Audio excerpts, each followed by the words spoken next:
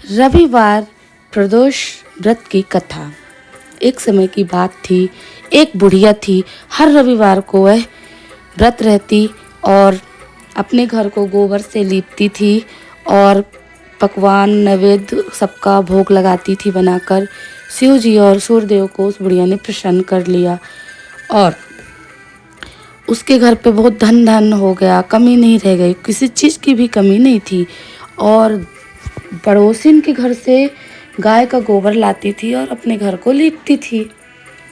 तो जो पड़ोसिन थी वह उससे जलने लगी, ईर्ष्या करने लगी कि इसके घर में मेरी गाय का गोबर ले जाती है, इसकी वजह से इसके घर में बहुत धान्य धान्य है।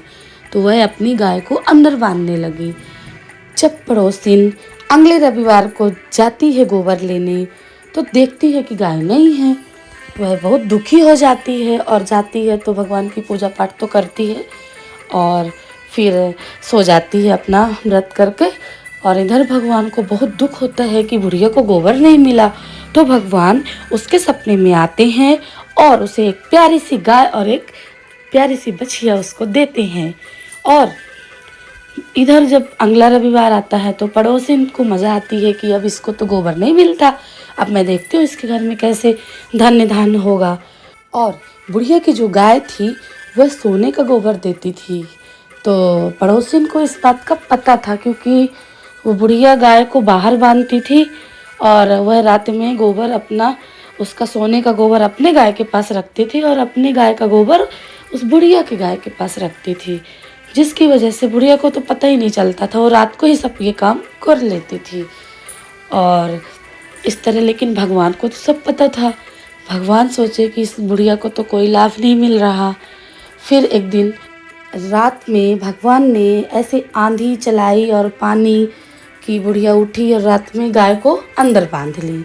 जैसे उसने अंदर बांधा, सुबह देखती है कि उसकी गाय गोबर जो करती है वह सोने का करती है। फिर अब इधर पड़ोसन फिर जल रही है कि अब तो वो भी नहीं मिल रहा सोने का गोबर। तो वह क्या करती है, गांव में जो अपने राजा हैं उनको बता देती है कि उस बुढ़िया के पास एक गाय है और वो सोने का गोबर देती है, जिससे कि राजा उस बुढ़िया को पकड़ के लाते हैं। बोलते हैं कि क्यों, तुमने कहाँ से लाया, चुराया क्या, गाय को कहाँ से लाया। वह बुढ़िया बोली कि मैं व्रत रहती हूँ रविवार का और सूर्यदेव और शिव जी की प्रसन्नता से मुझे यह गाय भगवान ने मुझे दिया है, गाय और बछड़ा उनकी कृपा से मुझे प्राप्त हुई है। राजा ने उस पड़ोसिन को सजा दी और यह राज्य में घोषणा कर दी कि सभी लोग रविवार का व्रत रहें। और राजा ने भी स्वयं व्रत करना चालू कर दिया और राज्य की निरंतर प्रगति होने लगी और धन धान्य आदि किसी प्रकार की भी कमी ना रही। इस प्रकार जो कोई रविवार का व्रत रहता है तो भगवान शिव जी और सूर्यदेव की कृपा से हमारी सभी मनोकामनाएं पूर्ण होती हैं। बोलो भोलेनाथ की जय, बोलो।